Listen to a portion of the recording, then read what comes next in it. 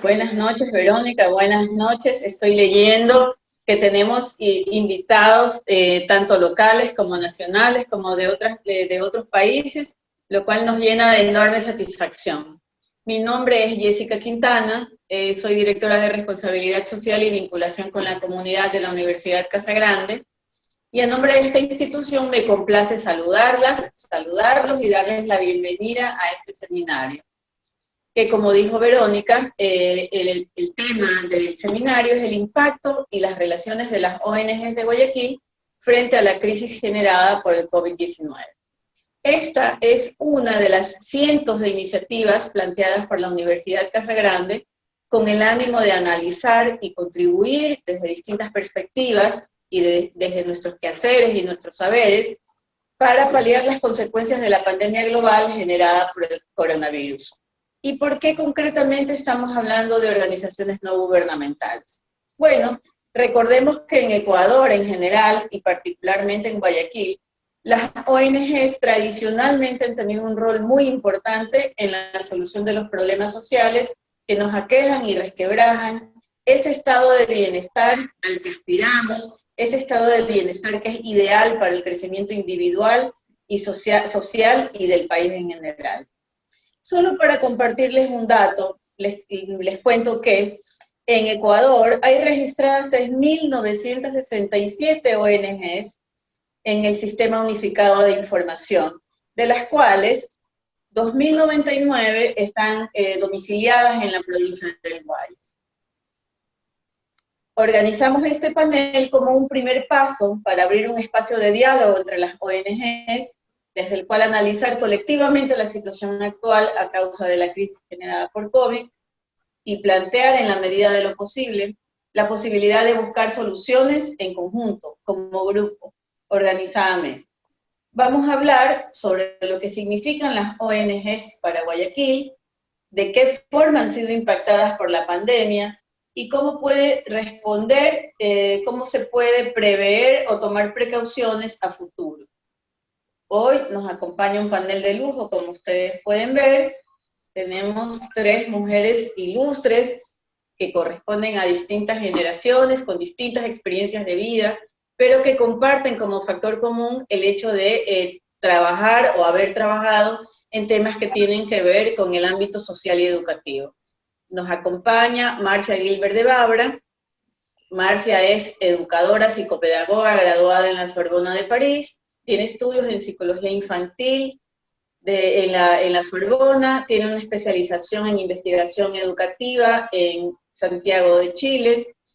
Ella es fundadora de la Universidad Casagrande, actualmente, desde el año 2019 hasta la actualidad, es presidenta del Consejo de Regentes, fue canciller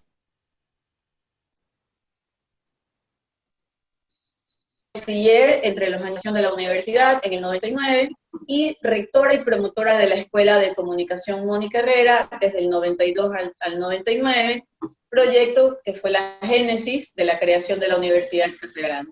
En otro ámbito, Marcia fue concejala del Cantón Guayaquil, presidenta de la Comisión de Acción Social y Educación en el periodo 2000 y 2004, luego el 2004 fue reelecta para ejercer funciones hasta el 2009. Ella es la proponente de la creación de la Dirección de Acción Social y Educación DACE, fue impulsora y coordinadora general del proyecto Aprendamos, iniciativa que mencionamos porque se trata del primer programa ecuatoriano de carácter educativo transmitido por televisión nacional en cadena nacional, que fue gestado pues desde el municipio de Guayaquil, y que fue transmitido entre los años 2003 y 2019. Nunca un programa de carácter educativo había tenido una permanencia tan alta en la televisión nacional.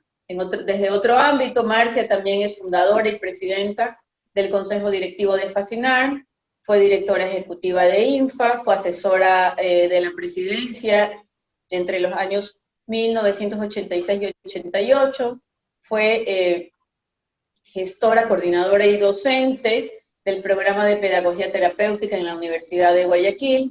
Ha recibido varios premios y reconocimientos por su labor educativa y social, tanto a nivel local, nacional e internacional, y actualmente también se desempeña, como si todo esto fuera poco, se desempeña como columnista del diario El Universo. Marcia, pues, es un ícono del trabajo social y educativo en el Ecuador. Nuestra siguiente panelista es Carolina Portalupi Castro. Ella es guayaquileña, economista con estudios en desarrollo humano. Ha estado vinculada a organizaciones de la sociedad civil desde siempre. Dirigió la carrera de Gestión Social y Desarrollo de la Universidad Casagrande. Colabora con organismos internacionales del Sistema de Naciones Unidas y del Banco Mundial. Es profesora de las universidades Casagrande y de la Universidad Andina Simón Bolívar. Y nuestra siguiente panelista es Andrea Icazábabra. Ella es máster en Administración de Empresas de la IE en Madrid, licenciada en Política Internacional y Gobierno de la Universidad de Bocconi en Milán, certificada en Innovación Social y Emprendimiento por el London School of Economics. Tiene experiencia profesional en la Fundación Chile, Cámara de Diputados Italiana, Fascinar. Ha sido ayudante de cátedra de la Universidad de Auckland en Nueva Zelanda. Ha trabajado en investigaciones tales como la transición de fundaciones, luego que se retiran los fundantes, manejo de crisis organizacionales por parte de ONGs ecuatorianas como consecuencia del COVID.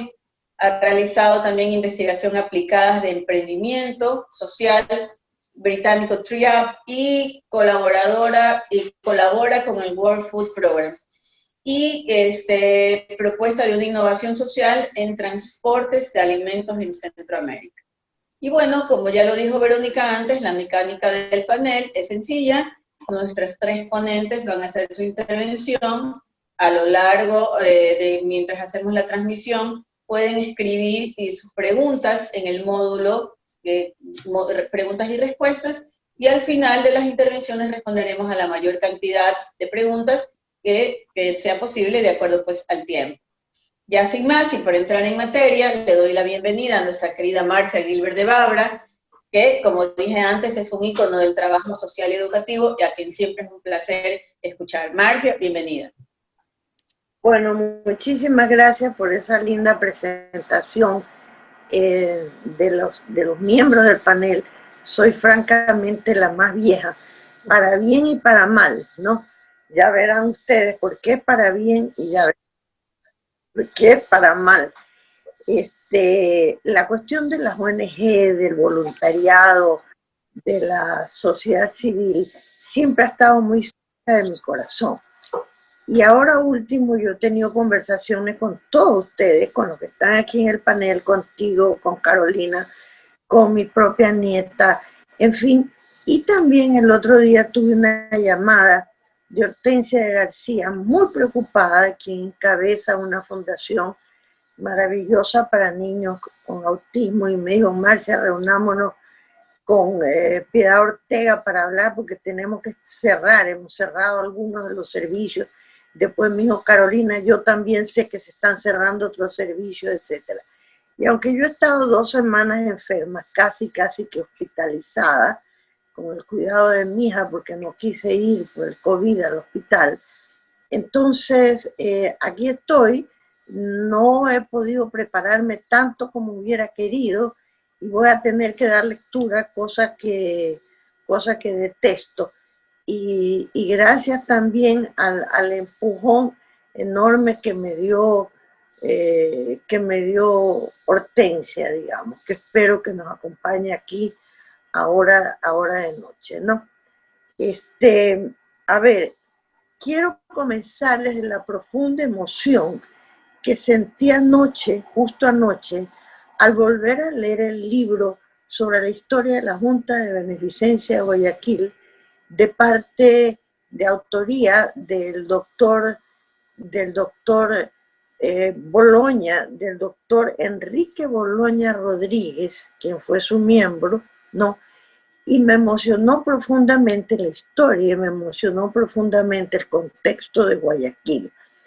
Esta es una entidad de la Junta de Beneficencia típicamente guayaquileña, al estar la ciudad comprometida consigo mismo, y hay partes que yo cito del doctor Boloña y hay partes en que pongo puntos suspensivos porque si no, no acabaría ni mañana.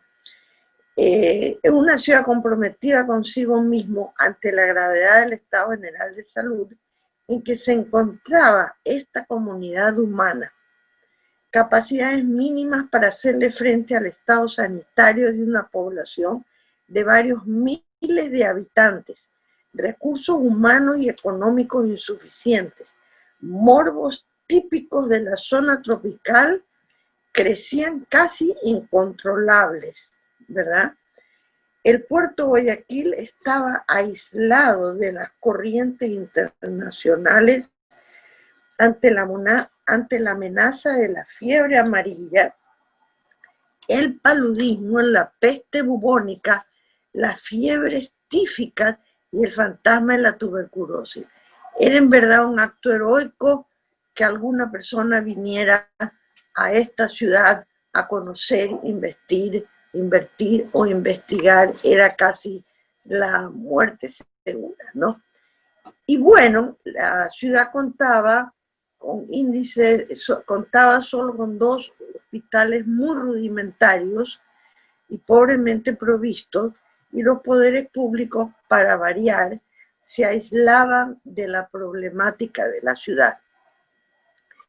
Pero todos amaban su ciudad y estaban dispuestos a cooperar en su adelanto. La idea práctica salió del propio Consejo Municipal de su presidente, un guayaquileño excepcional, don Francisco Campos Cuello, no lo olvidemos nunca. Presentó a los miembros del Consejo de la ciudad un proyecto que había estado abrigando en su mente y en su voluntad de donar fondos personales considerables para que esto se pueda hacer. Miren ustedes las épocas que estamos hablando. No se va al cargo público a hacer corrupción, se va a dar lo que uno tiene de su vida, de su conocimiento y de sus recursos. Esto se multiplicó en Guayaquil durante muchísimos años, ¿no? Naturalmente el Consejo Municipal aceptó su propuesta y este compromiso, y la única forma de hacerlo era creando una entidad de salud pública por parte del municipio. Y una vez constituida, o sea, el municipio lo constituía, pero lo entregaba a un grupo de ciudadanos idóneos, honestos, capaces para su administración y con recursos propios que pudieran poner a disposición. Miren ustedes, tanto que criticamos a los 4 gatos ricos que hay en esta ciudad. El acta de creación de esta junta se realizó en el año 1888 a las 11 del día del 29 de enero. Ahí nace la Junta de Beneficencia de Guayaquil. Y he querido comenzar con esto porque esto es lo más simbólico de Guayaquil. Como hecho curioso e histórico, muchos de los concurrentes designados eran, fíjense ustedes, ciudadanos extranjeros que habían venido a vivir acá y que amaban entrañablemente a Guayaquil y tenían negocios de importación y exportación junto con ciudadanos nuevamente honrados y probos y que estaban dispuestos a poner su vida y sus recursos para que se forme esta nueva organización. Recordemos ahora, eso fue en 1880, pero recordemos ahora, en la época de sus abuelos, de sus padres, de nosotros mismos, cuál ha sido la evolución de la Junta, creciendo en servicios de calidad, en la parte médica, en la parte educativa, en la protección de ancianos, en la creación de cementerios. En una época, la Junta de Beneficencia de Guayaquil era esa Junta de Beneficencia en Guayaquil era el equivalente al Ministerio de Salud, al Ministerio de Educación y al Ministerio de Bienestar, con sus puertas abiertas para todos los ciudadanos ecuatorianos que tocaran sus puertas. No estaba restringido a los guayaquileños. Esa fue la evolución de la Junta de Beneficencia.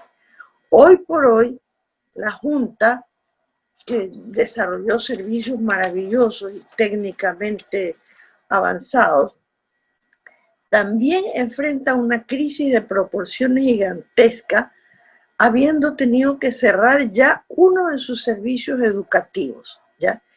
Eso no puede pasar en Guayaquil.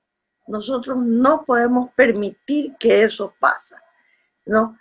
Básicamente porque cerró por las deudas impagas desde el gobierno anterior. No solo que lo saboteaba, sino que contrataba su servicio, pero luego no le pagaba y lo fue desfinanciando poco a poco. Nuestro abrazo solidario hoy día al nuevo directorio, liderado por el ingeniero Juan Javier Cordobés, y a su equipo, y a la banca que está facilitando los recursos para ayudarlos a salvarse.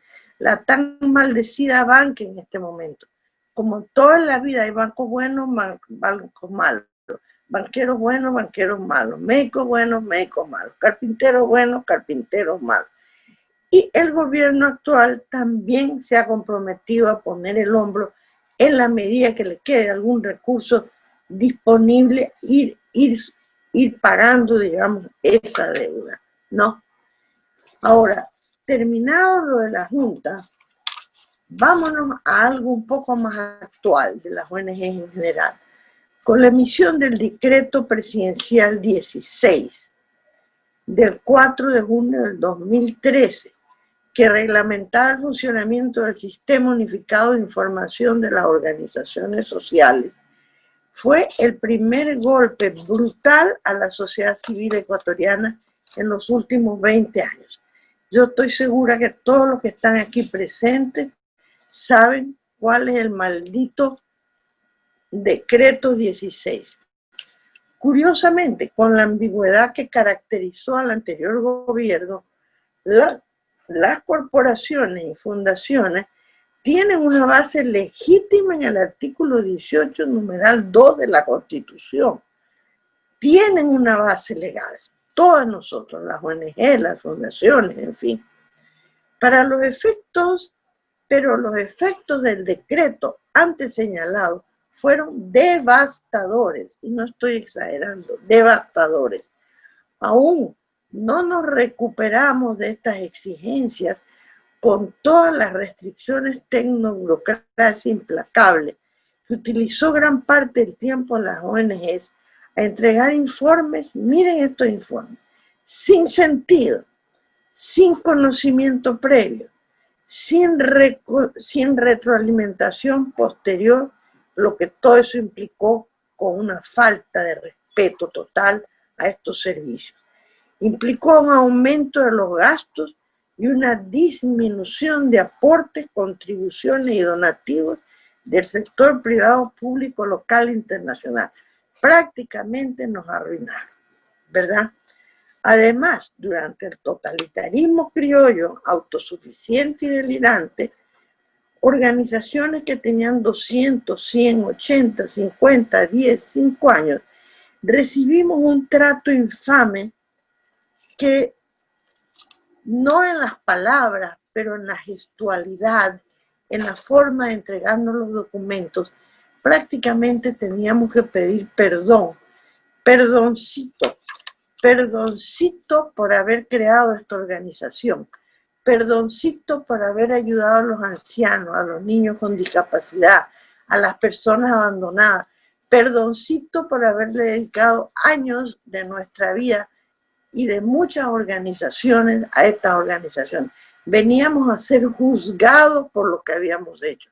Por supuesto, las ONG no son perfectas y tenemos que mejorar considerablemente, ¿ya? Pero no venían a ayudarnos, venían a destruirnos. Primero nuestra moral. A esta crisis que disminuyó recursos y desmotivó severamente a sus equipos humanos, fue la causa de que algunas organizaciones cerrasen sus puertas. Ya han cerrado puertas estas organizaciones en Guayaquil. Se suma ahora la pandemia de efectos planetarios, el famoso COVID, contra la vida, arrastrando con la paralización de las ciudades y los países y el planeta entero, retroceso económico casi sin precedentes en la historia de las tragedias humanas. O sea que primero viene el decreto y después nos llega la pandemia cuando estábamos comenzando a respirar un poco más, porque el gobierno actual comenzó a tomar una actitud mucho más abierta y mucho más cooperativa en relación a la ONG. Cuando a mi amiga y colega, ahora voy a citar a mi amiga y colega Isabel Guardera, que ha estado conmigo prácticamente toda su vida profesional en Fascinarme, algo que dice ella de la relación público-privada, que está tan bien puesto que no lo voy a volver a redactar yo. Un poquito de agua, ¿no?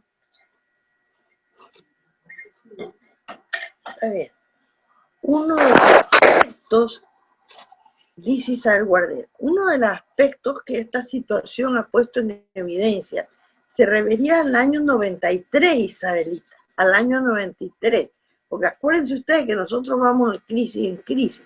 Las limitaciones del Estado para hacer frente por sí solo a los desgarradores problemas de nuestro país. Ya.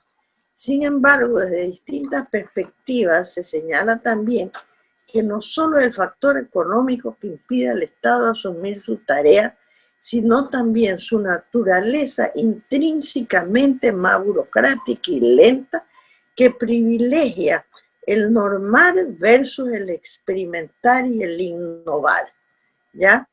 Que lo obliga a masificar sus acciones y que se encuentran, y los problemas son muy difíciles de detectar, porque se masifica.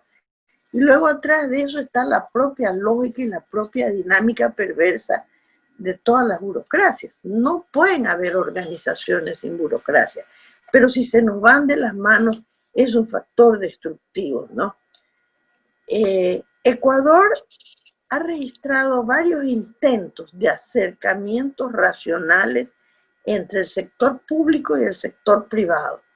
Y no han faltado momentos históricos que el Estado ha debido recurrir a las ONG para ayudar a aliviar los peores efectos de los ajustes estructurales, para traspasar servicios sociales a su liderazgo. Eso ha pasado varias veces en el país. Pero estas experiencias nos han mostrado muchas cosas. Han habido momentos buenos, momentos malos, momentos de cooperación auténtica, momentos ambivalentes, ¿no?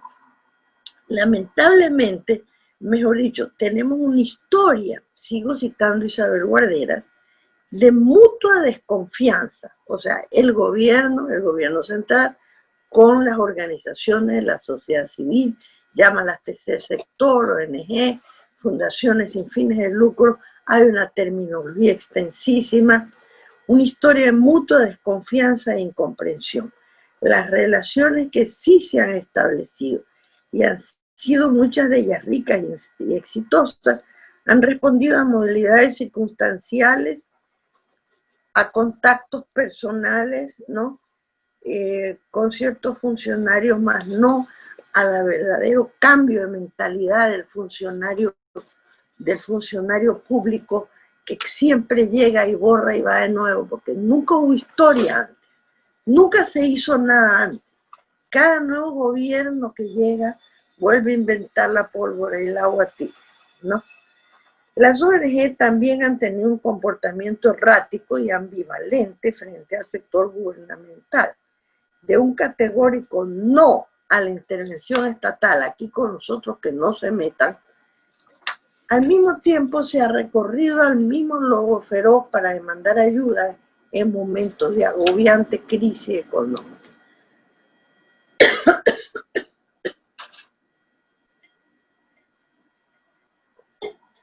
La peor época de la crisis de la ONG en la ciudad de Guayaquil durante el gobierno anterior, el municipio de Guayaquil jugó un rol de salvataje interesante. No salvó parcialmente, no porque podía suplir todos los recursos provenientes del sector público central ni de la empresa privada, pero la Dirección de Acción Social y Educación, la DACE, desarrollamos en conjunto Entre esas estabas tú, estaba Gladys Romonerú, estabas tú, Jessica, que nos permitió la participación del tercer sector, sociedad civil, las ONG, a través de varias acciones y contribuciones en la medida de sus posibilidades. Se crearon becas para discapacitados, una serie de cosas. La política social del municipio se apoyó en una concepción según la cual el diálogo y el consenso son factores fundamentales para fortalecer la democracia. A ver, aquí hay una transparencia, si me la quieren poner, que es un cuadrito sencillito donde aparecen 4 rectángulos. No sé si me la quieres poner. Sí, claro, Marcia, ya le comparto. Esto es una versión muy simplificada de una cosa que se hizo ahí, muy interesante. No, esa no es. Tampoco, pero bueno, ya que estás, ya veámosla, veamos. ¿Aquí? Ya. El inicio, ponme al inicio de esto que yo te había dicho que no, estoy en otro momento. Esto es una ponencia del año, hace varios años, de un colombiano, Vargas, muy interesante, que vino a una reunión que se convocó sobre las ONGs y que viene al caso. Se llama América Latina, 100 años de centralismo. Por supuesto que no voy a ponerla toda, sino alguna. Sigue, por favor. Decía, hasta el siglo XIX, vean ustedes el tamaño del gobierno central y vean ustedes el tamaño de los municipios. Sigue. Ese es Enrique Vargas, está cambiado el orden. Vámonos a la otra. Hasta el siglo XIX, ¿ya? Ahí se me han saltado varios, porque hay varios siglos ahí que no sé qué se me hicieron. Vamos a otra para ver si me aparece. No, dale para atrás nomás. Ya, se me han saltado algunas. Hay una sucesión de cuadros que te van mostrando cómo a través de los siglos el gobierno central va tomando más poder de los municipios que el gobierno local, al que representa los verdaderos intereses de la ciudadanía. Ahí estamos ya en el siglo XX, ahí está el gobierno central y denomina a la educación, a la salud, a todos esos sectores, y tú ves el empequeñecimiento del municipio. Y este es el gobierno central, sí. Los sectores, el experimento de reemplazar los municipios con los sectores permitió aumentar la cobertura, definitivamente que sí, pero entregó el poder a las burocracias. No puede lograr la universalidad para todos y los servicios son de pésima calidad. Está hablando de una generalización de América Latina que también se presenta aquí. Esto venía un poquito después, pero de todas maneras nos sirve, porque el municipio de Guayaquil logró obtener el poder poco a poco, digamos, de salir un poco de la cuestión de los sectores, de la sectorización, y comenzar a hacer sus propias actividades con la ciudadanía. Sí. Ahí está. Ahí déjalo. Voy a leer. ¿Cómo pasar de la formulación y la adopción de esta política pública para que la implementación sea exitosa? ¿Cómo hacíamos este diálogo, esta participación? Entre estos desafíos surgieron, entre otras alternativas también, puestas en práctica lo que llamábamos las mesas de concertación, una concreción de las estrategias diseñadas por la DACE para cimentar un modelo de gestión pública en el cual el municipio no sea el único protagonista, sino el promotor de la convergencia de múltiples actores en la planificación de lo social y en la prestación de servicios públicos, partiendo de criterios de corresponsabilidad y cogestión. ¿Ya? Esto inicialmente tuvo mucho éxito, No es fácil porque la participación es difícil, no todo el mundo está acostumbrado, estaban representados más de 6, 7 sectores de la ciudad y se superaba casi el número de 90 de organizaciones de la sociedad civil que se reunían en el municipio regularmente para conocer sus necesidades, sus planteamientos, etcétera. Y era un tomidaca, porque esa es la democracia. La democracia es un ejercicio de paciencia, que no es que tú lo obtienes todo enseguida. Y los enfoques de este modelo de acción social es que es bastante más detallado porque está el municipio, la sociedad civil, la empresa privada y las universidades. ¿Ves? Que no está solo mandando. Hay una especie de integración entre los distintos grupos de la sociedad, ¿ya? Esto funcionó, así como también funcionaron la creación de esas organizaciones públicas-privadas, o sea, ¿ah? Sí, estas organizaciones, por ejemplo, de la Fundación Guayaquil 2000, etcétera. Esto tuvo críticas, este acercamiento a la sociedad civil tuvo críticas y al crear de departamento del municipio unas fundaciones aparte también tuvo críticas durante la alcaldía de Nebot.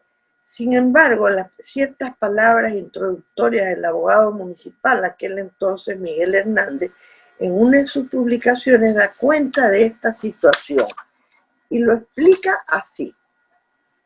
Respecto de las corporaciones, fundaciones y gestión pública, dice, miren usted qué interesante, la ligereza y demagogia con que abordan ciertas ramas o instituciones jurídicas en Ecuador el innoble aprovechamiento de estas flaquezas por los cazadores de figuración, de poder, de amistad con los gobiernos de turno, explican el desarrollo de este trabajo. Quien lo lea se puede convencer de cuán fácil es en el Ecuador inventar realidades inexistentes sobre la base de repetir la misma mentira muchas veces. Y termino. Este estudio, que es un estudio que hizo el municipio, varios estudios jurídicos al respecto de por qué había tanto acercamiento con la sociedad civil, contiene bastante información, la suficiente para desvanecer las falsas afirmaciones de que las fundaciones y corporaciones de derecho privado que administran o cuentan con recursos públicos no están sujetas a control de ningún tipo. Eso no es verdad. Había control, y había un control bastante exigente con auditorías anuales y todo lo demás, ¿ya? El tiempo no nos da para más porque ya se me está acabando.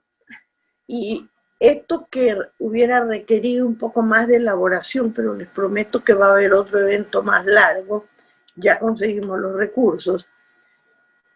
Quiero decirles que el tiempo no nos da, pero que frente a ciertas posturas confrontativas, por ejemplo, de los gobiernos centrales, frente a las cosas que espontáneamente se desarrollan en la sociedad civil, hoy son determinantes de debates filosóficos, sociológicos, ideológicos y políticos muy interesantes, políticos marxistas, liberales, capitalistas, religiosos, que defiendan o ataquen a la sociedad civil o al tercer sector y a las organizaciones del voluntariado, las fundaciones y la ONG.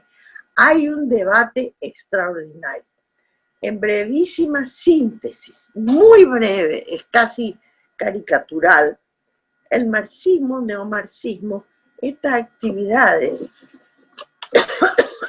con la sociedad civil atrasan la revolución del proletariado y la consolidan y su consolidación del mismo y se las considera controladas. A ver, esto lo ataca el capitalismo por eso, el marxismo. En cambio, dice que lo que pasa es que estas actividades de la sociedad civil son controladas por el gran capital para neutralizar las reivindicaciones de la clase obrera. Hay un gran predominio de un Estado central totalitario que responderá a todas las necesidades de sus ciudadanos. Por supuesto, la concepción marxista es que toda la sociedad se va a juntar y no van a necesitar otros actores,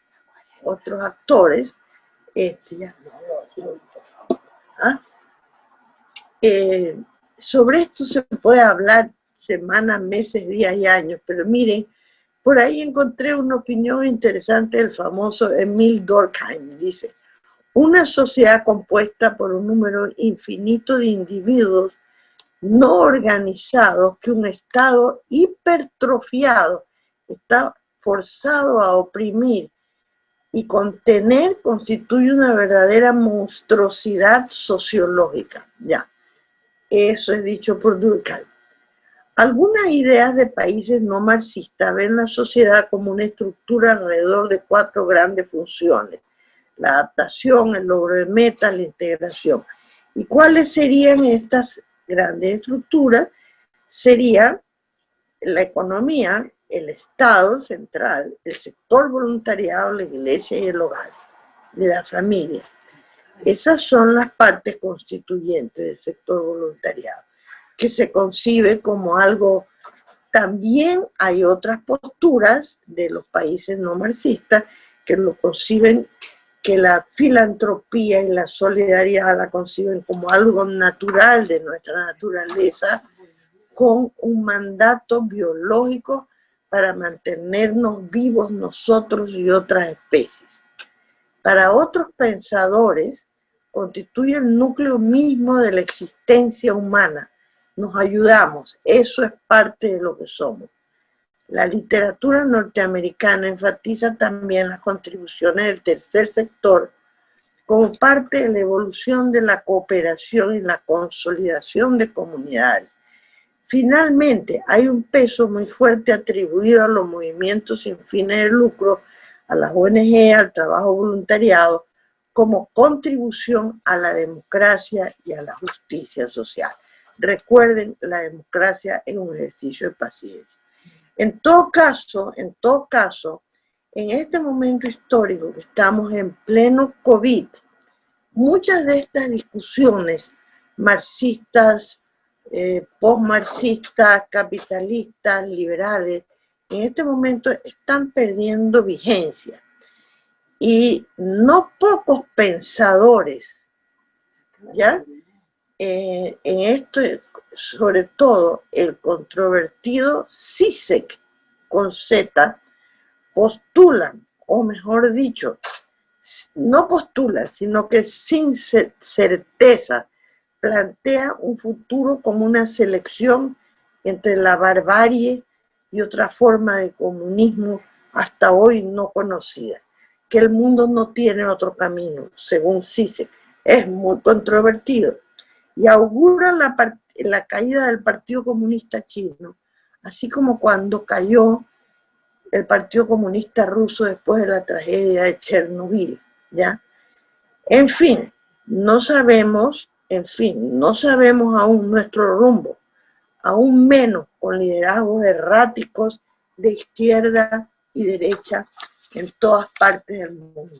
En todo caso, este es un problema que va desde el sufrimiento cotidiano del que no tiene servicio y el que se lo ha debido quitar por falta de recursos y de comprensión, hasta grandes problemas filosóficos sobre el futuro de la humanidad. Les agradezco mucho su atención y hasta ahí llegué. Va a haber otra reunión de varios días, ya conseguimos los recursos extranjeros y ustedes estarán cordialmente invitados. Marcia, muchísimas gracias por su intervención. Marcia nos ha hablado de la historia de las ONGs, partiendo pues desde la creación de la Junta de Beneficencia, ya por los años 1800. También ha quedado en evidencia que muchos de los servicios de salud, de educación y en general de bienestar han estado siempre provistos desde las organizaciones sin fines de lucro. También hemos visto cómo ha ido evolucionando estos modelos de gestión de las ONGs a lo largo del tiempo la controvertida Ley 16, que se puede considerar como una primera ola que impactó a la gestión, y lo que no podemos, lo que creo que queda, creo que todos coincidimos en la trascendencia de las ONGs y el rol importante que han tenido en el desarrollo de la ciudad de Guayaquil, supliendo en algunos casos o complementando en otros los servicios públicos, uniendo la acción civil de la sociedad, la empresa privada y los entes gubernamentales de distintos medios. Queda también pues una discusión filosófica sobre la pertinencia o no de modelos de intervención de ONGs, pero como digo, queda pues señalado también de base que sin importar desde qué lado de la vereda ideológica uno pueda mirar la acción de las organizaciones sin fines de lucro, es evidente, es palpable que han tenido un rol muy trascendente en la atención de problemas sociales, especialmente en momentos críticos. Y por eso estamos hoy reflexionando el momento actual de las ONGs post-COVID. Porque aunque no se pueda afirmar que la pandemia COVID ya esté controlada, sin embargo ya es posible hacer unas primeras lecturas de sus efectos. A continuación, Carolina Portaluppi nos pone al día sobre los efectos del COVID en Ecuador desde un punto de vista que tiene que ver con lo humano, con lo social. Carolina, muchas gracias, bienvenida. Prende tu micrófono, Carolina, no te estamos escuchando. Sí. Buenas noches con todos y con todas, reciban cálidos saludos. Aquí estamos mujeres de 3 generaciones, vinculadas todas a las organizaciones de la sociedad civil. Es para mí un privilegio compartir este panel con Marcia Gilbert, fundadora y sostenedora de iniciativas que han transformado vidas y han cambiado realidades públicas, con Jessica Quintana, quien lidera el compromiso de responsabilidad social de la Universidad Casa Grande, y con Alejandra Icaza, quien escogió formarse y contribuir desde su campo al desarrollo de capacidades de las organizaciones sin fines de lucro. Gracias a ustedes también por estar aquí con nosotras esta noche. La realidad del país en el contexto pre-COVID ya evidenciaba problemas públicos, necesidades y brechas. Desde 2014, los principales indicadores sociales empezaron a deteriorarse. Empezó a aumentar la pobreza y la pobreza extrema, aumentó el subempleo, se incrementaron los niveles de desnutrición crónica infantil, aumentaron los embarazos en adolescentes, hubo una progresiva y sostenida reducción de la inversión pública y sobre todo de la inversión social, aumentaron las brechas de protección social de las personas más pobres, hubo una limitada cobertura y calidad de los servicios sociales y de cuidado. Con la presencia de COVID-19, estos problemas se agudizan. A continuación voy a compartir con ustedes de una manera breve una síntesis de los severos efectos e impactos humanos que la pandemia asociada a COVID-19 y las respuestas públicas para mitigarla han tenido en el país. Berito, pongámosla.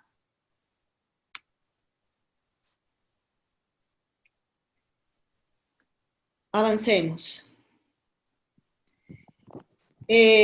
Voy a compartir, como les decía, algunos de los principales efectos y de los impactos humanos que COVID-19 ha tenido.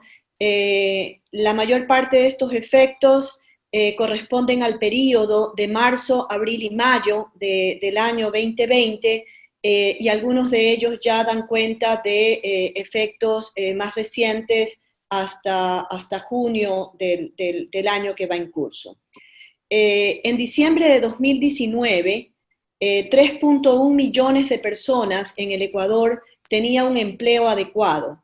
En junio del año 2020, solo 1.2 millones de personas tienen un empleo adecuado. Esto quiere decir que en el lapso de 6 meses, el país ha perdido 1.9 millones de empleos. Es decir, que hay 1.9 millones de personas que están en el desempleo. El desempleo en diciembre de 2019 era del 3.8%, en junio del 2020 es del 13.3%.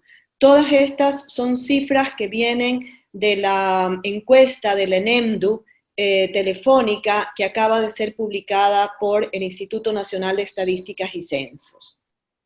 Con base en información del Instituto Ecuatoriano de Seguridad Social, hasta el mes de abril se habían salido de la seguridad social 240.000 personas. Este número ha ido creciendo, pero con base en la información hasta marzo, abril y mayo, hasta mayo de este año, de esas 240.000 personas que perdieron su empleo y salieron del sistema de seguridad social, 97.500 fueron mujeres y 100.000 de estas 240.000 personas fueron jóvenes, personas jóvenes.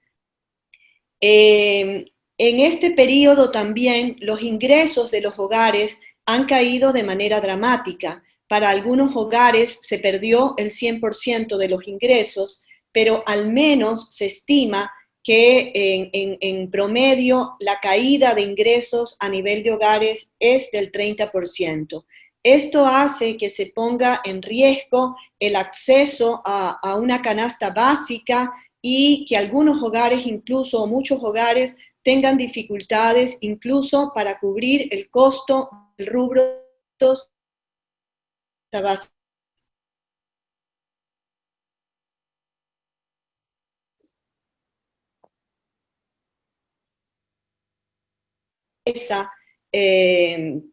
Están, digamos, en el país. Y eso ha significado que el número de personas en pobreza pase de 4.3 millones, que era en 2019, a 6.4 millones de personas, lo que equivale a un 37% de la población. Algo parecido ha ocurrido también con la pobreza extrema. Se estima que 800.000 nuevas personas estarían en pobreza extrema y esto aumentaría el número total de personas viviendo en pobreza extrema en el país a 2.3 millones de personas. Estos datos están, digamos, tienen como base simulaciones de efectos COVID en pobreza y en pobreza extrema. Si hacemos una mirada un poco más sectorial, tenemos que en este momento más o menos aproximadamente existen 4.5 millones de niños, niñas y adolescentes que están en el sistema educativo, en la educación inicial, en la general básica y en el bachillerato. Y 800.000 personas son jóvenes universitarios que están en los institutos técnicos y en las universidades del país.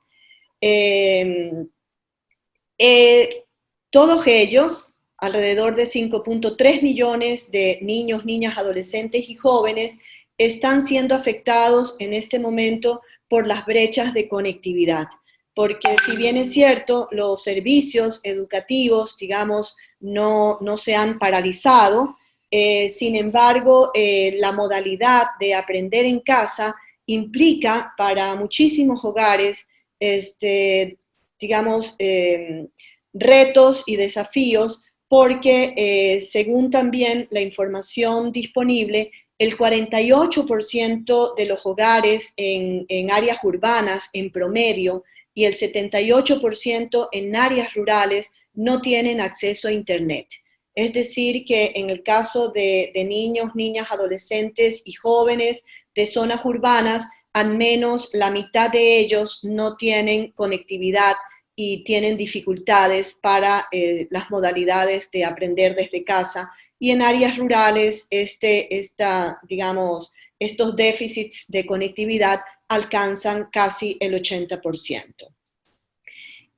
Algo que también preocupa es que en el contexto de la pandemia, 20.000 niños y niñas de 0 a 3 años se quedaron fuera de la educación inicial que ofrecía el programa cuyas siglas son SAFPI y que corresponde a los servicios de de atención familiar a la primera infancia. También se estima que entre marzo, abril y mayo, en el sector salud, tanto el Ministerio de Salud como el Instituto Ecuatoriano de Seguridad Social dejaron de realizar aproximadamente 12.5 millones de atenciones solamente en 3 meses. Y esas atenciones en salud corresponden a los programas de prevención y promoción de la salud y están referidos básicamente a salud materno-infantil, a la salud de personas adultas mayores, de personas con discapacidad, de atención de los efectos de la violencia basada en género, de la atención de personas con VIH, enfermedades catastróficas, etc. Se estima que la desnutrición crónica infantil aumentará. El Ecuador ya tenía una de las tasas más altas de desnutrición crónica infantil y se estima que en este escenario de aumento de la pobreza, de caída de los ingresos de los hogares, de dificultades para cubrir los costos de una canasta e incluso de los rubros de alimentos y de una potencial crisis alimentaria en el país, la desnutrición crónica infantil en niños y niñas de 0 a 5 años aumentará y se agudizará también o aumentará la desnutrición aguda. Y finalmente, solo un dato importante también es que el número de feminicidios, es decir, de las muertes de mujeres asociadas a relaciones desiguales de género, ha aumentado significativamente en el contexto de la pandemia. En lo que va de este año, 62 mujeres han sido asesinadas por razones de género.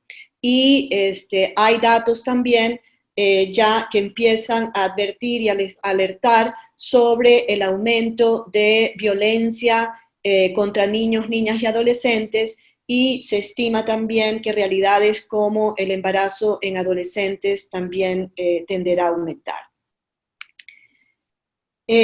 La conclusión de este diagnóstico, si ustedes quieren, que está hecho con base a información disponible y de fuentes oficiales, es que en solo 3 meses, entre marzo, abril y mayo, en el contexto de la pandemia, habríamos retrocedido hasta 20 años en indicadores sociales y que necesitaremos muchos años y muchos recursos para recuperarnos de los efectos de la pandemia. Escuchaba a Marcia contarnos la historia de la creación de la Junta de Beneficencia de Guayaquil, y cuando escuchaba el contexto de creación de la Junta, me parecía que en algunos pasajes de ese contexto estaba retratando la situación que el país está viviendo y con los severos efectos que tanto la pandemia ha tenido, pero también, digamos, las respuestas que desde el lado público se han dado para enfrentarla. Mitigar estos efectos y recuperarnos de este shock requiere de un pacto social que esté centrado en la reactivación y en la recuperación de los efectos y de los impactos que hemos mencionado. Esto, a su vez, requiere de un Estado con capacidad pública y con capacidad de cohesión social, que intervenga con eficacia y honestidad para resolver los complejos problemas públicos, los estructurales y aquellos, digamos, que aparecen en las nuevas realidades. Pero también necesitamos de un sector privado, productivo, innovador y solidario, y de una sociedad civil fuerte y resiliente. ¿Cómo está la sociedad civil hoy? ¿Cuáles son los efectos y los impactos de la pandemia en el tercer sector? Lamento decirles que hoy las organizaciones de la sociedad civil también están en la unidad de cuidados intensivos y muchas de ellas están a punto de cerrar sus puertas. ¿Qué podemos hacer para recuperarnos? Le paso la posta a Alejandra para poder conversar sobre ello. Buenas noches. Bueno, muchas gracias, Carolina, por tu intervención. Definitivamente las noticias no son buenas en esta primera lectura de los efectos de COVID y con las cifras que tan precisamente tú planteas, extraídas de fuentes oficiales, bueno, nos damos cuenta que tenemos un problema grave que tiene que ver con pobreza extrema, 2.3 millones de personas en pobreza extrema, quiere decir que hay 2.3 millones de personas sin acceso a los elementos más básicos de supervivencia, alimentación, techo, educación probablemente. Hay muchas afectaciones en todos los sentidos. Efectivamente, el tema de la educación también es bastante preocupante porque el sistema pues, educativo de aprender en casa implica o da por sentado que todos tenemos el mismo acceso a conectividad, a dispositivos electrónicos y que lo sabemos manejar de la misma manera.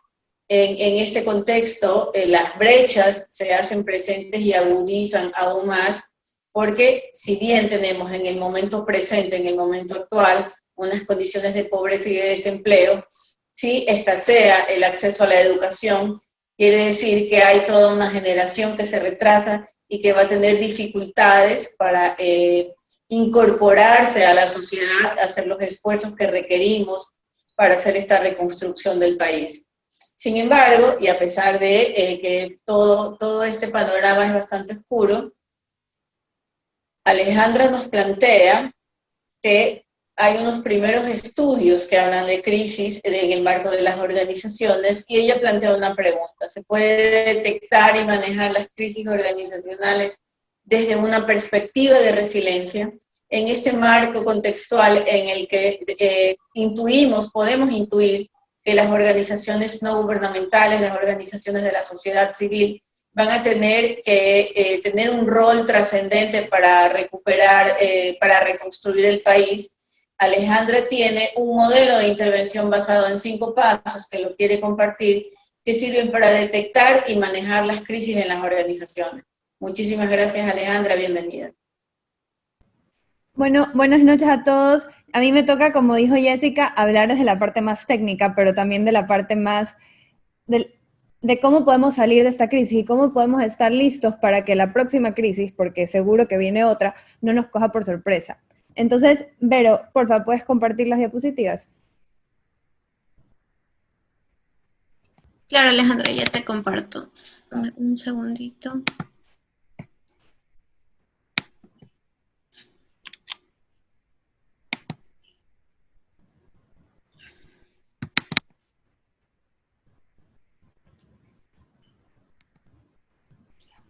Bueno, parece, como dijo Marcia, que hoy en día estamos llenos de crisis. Primero, en octubre hubo el paro nacional y luego ahora, en enero de este año, empezó a esparcirse a nivel mundial la pandemia del coronavirus.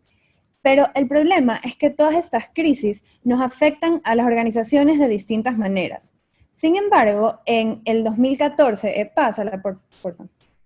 En el 2014, Crandall, que es un académico muy famoso en la parte de crisis organizacionales, logró escribir una definición muy completa que engloba una gran cantidad de dimensiones. Él dice que una crisis organizacional es un evento que tiene una probabilidad baja de ocurrir, pero una vez que ocurre, puede tener un extenso impacto negativo en toda la organización.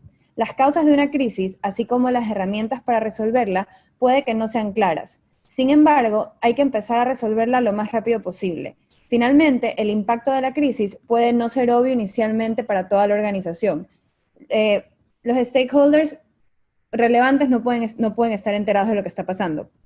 Cuando hablamos de esta pandemia específicamente, ha sido definida de muchas maneras distintas. Dicen que es una crisis económica, una crisis social, una crisis sanitaria, hasta una crisis humanitaria. El problema es que ha tenido tantos efectos que ha roto con todas nuestras ideas de cómo podíamos prepararnos para estar listos para cualquier emergencia. Siguiente, por favor. Siguiente, por favor. Bueno, cuando hablamos de las organizaciones no gubernamentales y la pandemia, el Diario de Negocios de Illinois hizo un estudio donde concluyó que en una crisis nacional que afecta a la economía de un país, lo primero que se reduce son los ingresos de fuentes tradicionales para una fundación. Es lo primero que se reduce en toda la crisis. Porque, ¿qué pasa? Las ONGs no están preparadas y las que no tengan diversificadas sus fuentes de ingreso tienen el riesgo de desaparecer. O si no, si es que no desaparecen, pueden tener muchas dificultades financieras y tener que despedir a una gran cantidad de su personal, que es lo que nos ha estado pasando a muchos. Lo que pasa es que las fundaciones atienden a poblaciones vulnerables, que justamente son los más afectados en cualquier tipo de crisis. Y al mismo tiempo, eso hace que incremente la demanda por sus servicios. Y su capacidad decrece por no tener la cantidad de fondos. Entonces hay mucha gente que, como dijo Carolina, se queda sin poder ser atendida. Siguiente, por favor. Cuando hablamos de fuentes tradicionales de ingreso en una ONG, nos referimos a donaciones por parte de empresas privadas o a subsidios públicos. Un tema que en Guayaquil está muy presente, pero cada vez en el mundo los temas de responsabilidad social son parte de una estrategia muy completa por parte de las ONGs para ampliar su misión y poder llegar a más gente. Y las empresas con las que trabajan necesitan de la ONG para cumplir con un objetivo muy específico y de extrema importancia, donde pueden obtener resultados cuantificables. Por otro lado, el emprendimiento social también está creciendo muchísimo y los jóvenes cada vez se involucran más, creando empresas o fundaciones que por un lado causen un impacto positivo en la sociedad, pero que por otro lado sean rentables y que puedan cubrir todas sus actividades básicas con los ingresos de sus operaciones. Al ser más fuerte financieramente y tener los ingresos diversificados, estamos creando organizaciones mucho más resilientes que pueden salir adelante frente a cualquier imprevisto. Siguiente, por favor. Entonces, ¿qué hacemos? ¿Cómo actuamos como fundación cuando ocurre una crisis? Hay muchas teorías de que hay 5 pasos, 6 pasos, 7 pasos para seguir, pero todos concluyen que la clave es no verlo como solo un evento puntual. Ok, vino el coronavirus y ese es el problema. No, hay que ver todos los efectos, hay que ver la crisis como un ciclo de vida que tiene un nacimiento, un estado agudo y consecuencias luego. Siguiente. Hace 2 meses hice un estudio con mis compañeros de la universidad en España, donde analizamos los efectos del coronavirus de una manera cualitativa en organizaciones sin fines de lucro de Guayaquil.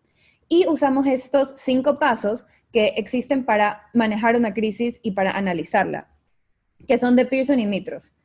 Primero la detección de señales, luego la preparación o prevención, tercero viene limitar los daños, cuarto, la recuperación, y quinto, el aprendizaje. La clave aquí es analizar cada uno, pero desde una perspectiva interna y desde una perspectiva externa. Siguiente, por favor. El primer paso, como les dije, es la detección de señales. Este es el momento ideal donde hay que mapear los riesgos a los que está expuesto la organización. En el entorno interno es el momento donde tenemos que identificar las debilidades de la organización para saber dónde son más vulnerables y tratar de predecir los efectos que esta crisis pueda causar. En el entorno externo se busca entender qué tan vulnerable es la industria como tal. En nuestro caso, como ONG, cuáles son los principales riesgos a los que estamos expuestos. En el caso de la pandemia en Guayaquil, durante la investigación, nos dimos cuenta de que la gran mayoría de las organizaciones empezaron a actuar cuando se declaró el estado de emergencia. Habían tantos ruidos internos saliendo de crisis en crisis que no hubo tiempo de parar, ver lo que estaba pasando en otras partes del mundo, porque sí, no nos esperábamos que sea tan difícil y tan largo, pero ya desde enero estaban otros países viviendo la crisis. Y otras organizaciones de otras partes del mundo estaban sufriendo lo que nosotros empezamos a sufrir en marzo. Y no nos dimos el tiempo de hacer un plan más específico. Siguiente, por favor. El siguiente paso es la preparación o prevención. En el entorno interno, cuando hablamos de planes de contingencia y protocolos para crisis, muchas fundaciones funcionan sin uno, sin entrenamientos y sin pensar en el peor escenario para poder estar preparados y poder actuar de una manera organizada. Sí es verdad que los protocolos son generales y no sirven si son específicos, pero sirven para adaptarlos a la crisis actual y mantener la misión de la organización como base, en especial en una organización como las fundaciones, donde la misión es clave. En esta pandemia, los equipos de crisis en muchas fundaciones se crearon sobre la marcha. Muy pocas organizaciones lo tenían definido desde antes. En el entorno externo, conversando con Laura María Novoa, directora general de Fascinarm, ella considera que en Ecuador las fundaciones, debido al ambiente en el que viven, pasan de una crisis a otra. Tienen problemas con los gobiernos, problemas financieros, etc. Estas situaciones crean una cultura resiliente en muchas organizaciones donde aprenden a pelear las batallas a medida que van apareciendo. A esto le decimos improvisación estratégica. que es la evaluación constante de situaciones y respuestas rápidas, pero bien pensadas. Ojo, no es improvisación pura, es improvisación estratégica, teniendo la estrategia como meta. Mucha gente cree que improvisar es antónimo de un plan de crisis, pero no es así. Si ustedes tienen un protocolo de acción y saben las líneas por las que tienen que actuar, las respuestas van a ser más eficientes cuando ustedes improvisan estratégicamente. Siguiente. Bueno, después viene limitar los daños. Esta es la parte donde se implementa el plan de acción. En el entorno interno, la organización maneja a sus actores principales. Esto significa adaptarse a una nueva realidad y poder seguir cumpliendo su misión y seguir ayudando a sus benefactores. Aquí, la verdad es que las organizaciones guayaquileñas han hecho maravillas, desde la Sociedad Femenina de Cultura, que tenía eventos virtuales, TEA, que incluía comida para animales en los paquetes solidarios, Fascinar, que brindaba apoyo psicológico a sus empleados, Hogar de Cristo, que amplió sus servicios durante la pandemia para poder llegar a mucha más gente, y Aldea Cristo Rey, que nunca paró sus servicios. Son tantas que mencionarlos me llevaría horas, pero son todas maravillosas y todas han hecho un excelente trabajo en esa parte. Y en el entorno externo, la idea es crear un plan estratégico para comunicarse e interactuar con los actores externos, ya sea el gobierno, los medios de comunicación o el público general. Aquí es donde vemos que muchas organizaciones que frente a las bajas de fondos han hecho campañas maravillosas donde comunican su causa y logran obtener fondos a corto plazo de manera súper creativas. Siguiente, por favor. Bueno, el cuarto paso es recuperación.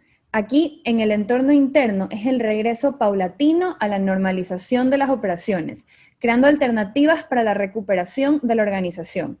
Y en el entorno externo es recuperar y redefinir las relaciones con actores externos, porque puede haber actores externos con los que ya no puedas colaborar debido a la crisis, pero hay nuevos con los que tienes nuevas oportunidades para colaborar. Aquí lo que pasa es que muchas organizaciones pasan por un proceso de luto primero, donde asimilan proyectos y planes que han perdido. La diferencia es que mientras unas se quedan tratando de recuperar lo que ya se perdió, otras buscan oportunidades en la crisis para poder redefinir algunas de sus actividades. Siguiente, por favor. El último paso es aprendizaje. Aquí, esto en lo personal yo creo que es lo más importante y lo que muchas organizaciones pasan por alto. La clave es tomar ventaja de la crisis y prepararte para la próxima. En el entorno interno, la organización evalúa sus fallos y éxitos a largo plazo, a lo largo del manejo de crisis. Y en el entorno externo, la organización entiende los cambios externos y empieza a buscar nuevos colaboradores. Siguiente. Bueno, entonces, durante nuestra investigación había una pregunta que siempre nos estábamos planteando, que es, ¿qué determina si una organización puede salir o no de la crisis? ¿Qué es lo que las hace diferentes? Y un término con el que nos encontramos bastante fue resiliencia organizacional, que me imagino que mucha gente lo conoce por el ámbito de la psicología. Siguiente, gracias.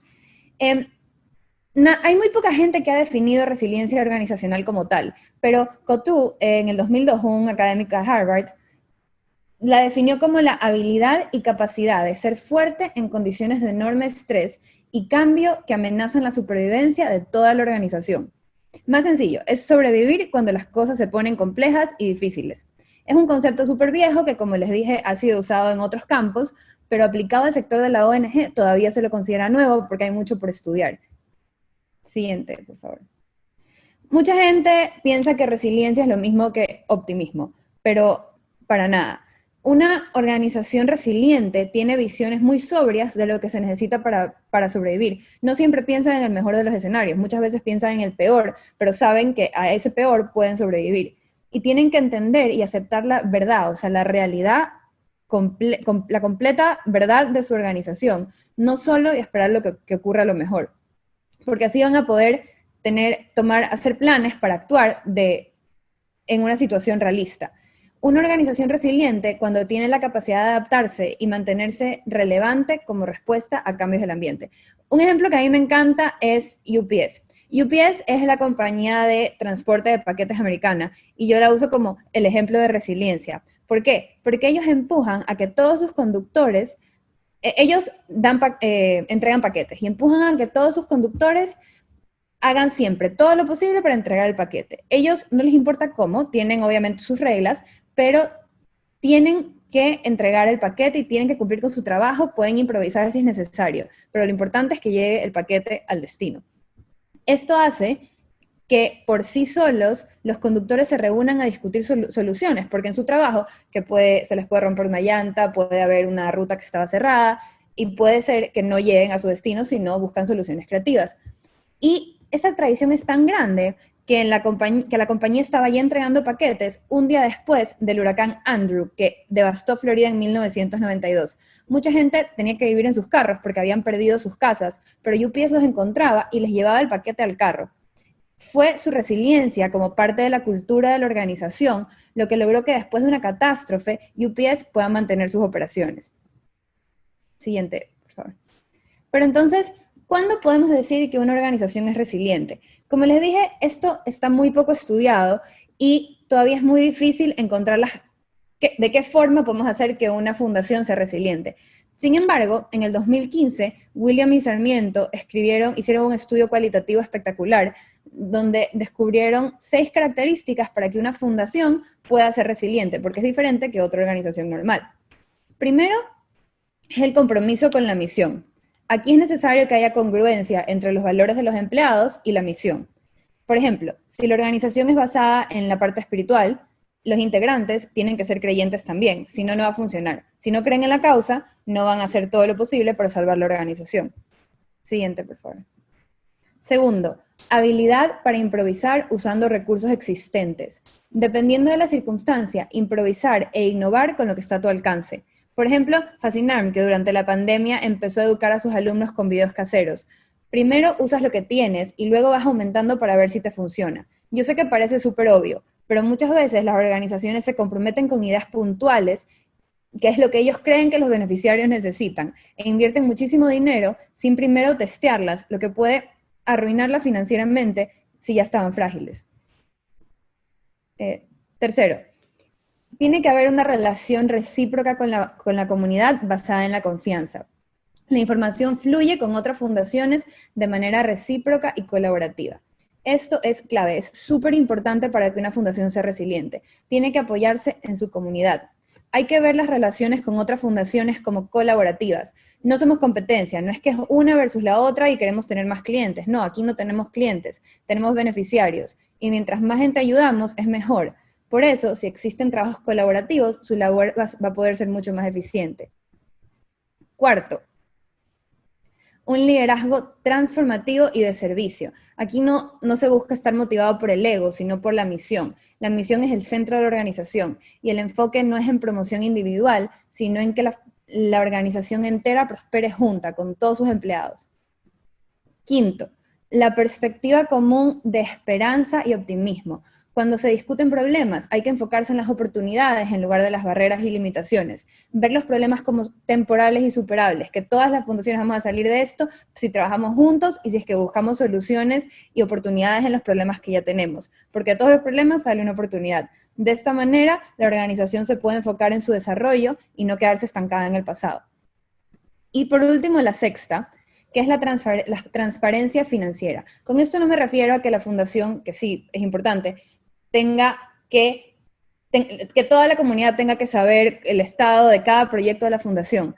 No, me refiero a que haya una comunicación abierta con el personal sobre las decisiones y el estado de las operaciones y estrategias para programas que no son rentables. ¿Qué vamos a hacer si es que este programa es súper importante para cumplir con nuestra misión, pero no es rentable y más bien nos genera pérdidas enormes?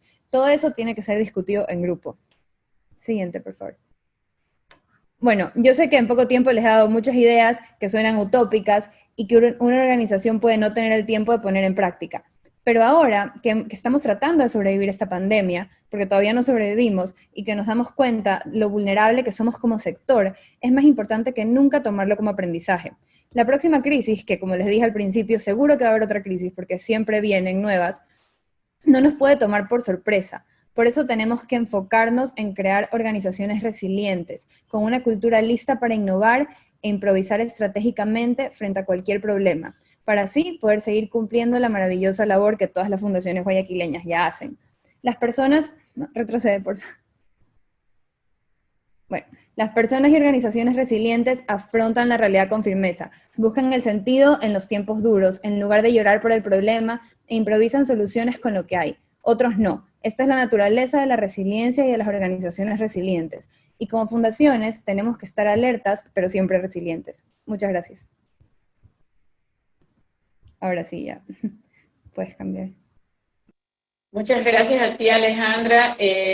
Enorme cantidad de información que nos va a permitir o que va a permitir pues a las organizaciones sin fines de lucro en este momento sentarse a analizar lo que ha ocurrido y lo que puede ocurrir y en los caminos que se pueden seguir para, ya sabemos, estamos muy conscientes que el país está en un momento difícil y que hay mucha gente que necesita ayuda en distintos aspectos.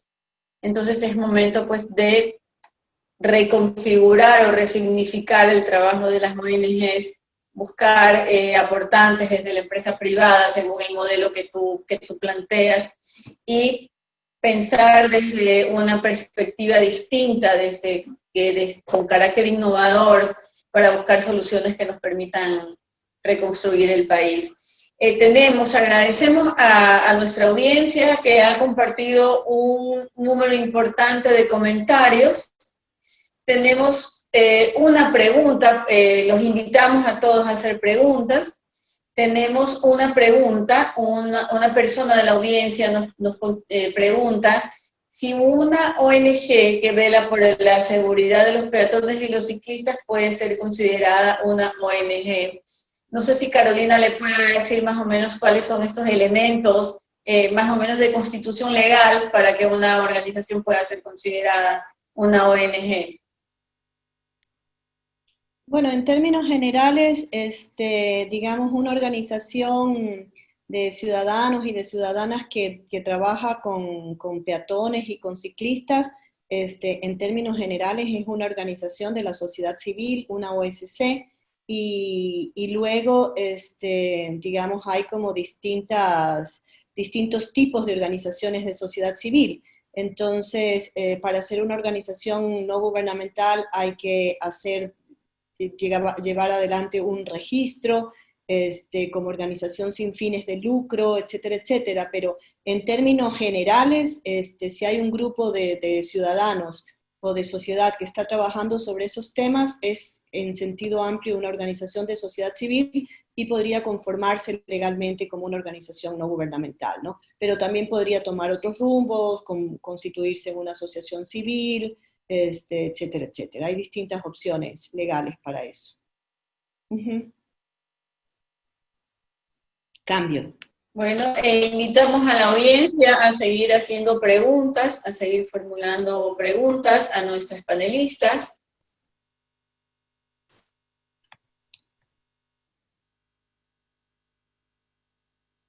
Bueno, entendería que si no hay más preguntas, podemos hacer una ronda de despedida de nuestras panelistas y para dar por cerrado el evento. Marcia, por favor. Jessica, hay una pregunta más, creo, que es yo creo que Carolina la puede responder mejor, que es si todas las ONG se organizaran de manera sistémica, ¿los indicadores de impacto no mejorarían? Bueno, depende. En este momento lo que yo pienso es que, digamos, la realidad del país, como lo mencioné, y todos los indicadores sociales ya venían deteriorándose, pero en el contexto de la pandemia, los efectos y los impactos son realmente devastadores. Y eso, digamos, requiere, desde mi punto de vista, lo que mencioné, un pacto social, y para ello necesitamos un Estado con capacidades públicas, honestidad, eficacia y eficiencia. Necesitamos un sector privado innovador, productivo, solidario, y necesitamos una sociedad civil fuerte. Por eso me pareció que en el contexto en el que estamos viviendo esta conversación es totalmente pertinente. Entonces, yo quisiera aprovechar este último minuto para hacernos una autoconvocatoria a todo el tercer sector de la ciudad de Guayaquil, a encontrar, digamos, espacios de diálogo y de conversación, de generación de propuestas, para poder mitigar los impactos que el evento COVID, digamos, y las respuestas que se han dado para enfrentarlo están teniendo en el tercer sector, porque de lo contrario, la realidad social va a tener efectos totalmente nocivos en contra de las personas, y seguramente lo que va a ocurrir es que la gente va a empezar a generar estrategias de afrontamiento que sean también, digamos, que más bien aumenten su vulnerabilidad. Entonces, yo diría que como punto de acción deberíamos encontrar esos espacios de diálogo y de generación de propuestas y de trabajo colaborativo, como lo ha mencionado Alejandra, para poder enfrentar esta situación, ¿no? Bueno, hay otra consulta de un asistente anónimo que pregunta que el tema de diversificar los ingresos, le gustaría saber cómo establecer, a quién acercarse, empresa privada nacional o gobiernos o instituciones internacionales. Bueno, la puedo contestar yo.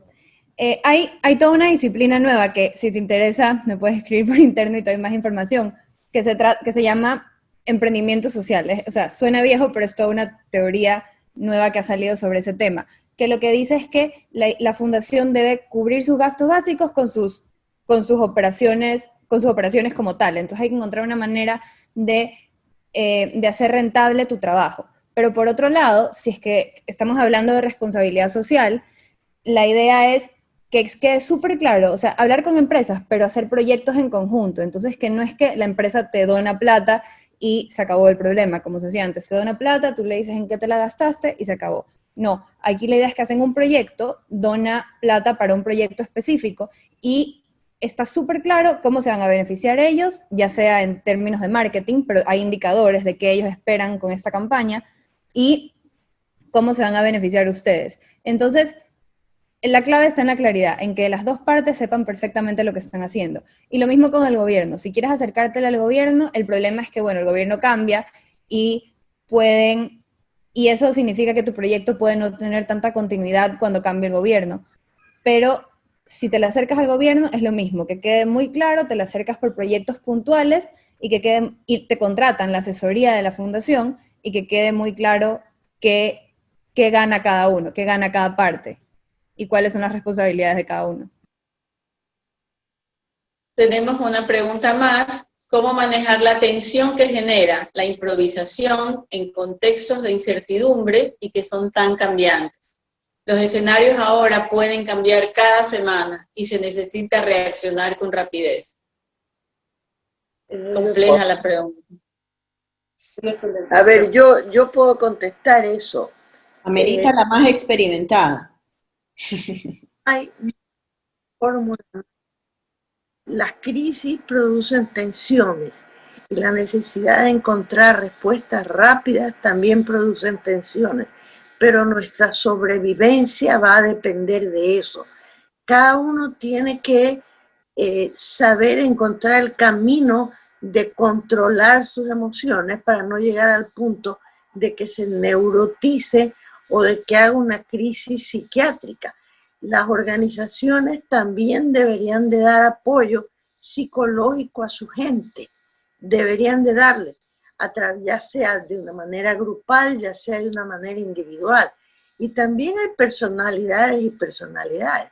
Hay personalidades que trabajan mejor bajo crisis y cuando tienen que estar improvisando, y hay personalidades que si no reciben las instrucciones específicamente señaladas punto por punto, no pueden funcionar. Y lamentablemente esa es una característica nuestra que la burocracia nos ha mostrado y la educación también.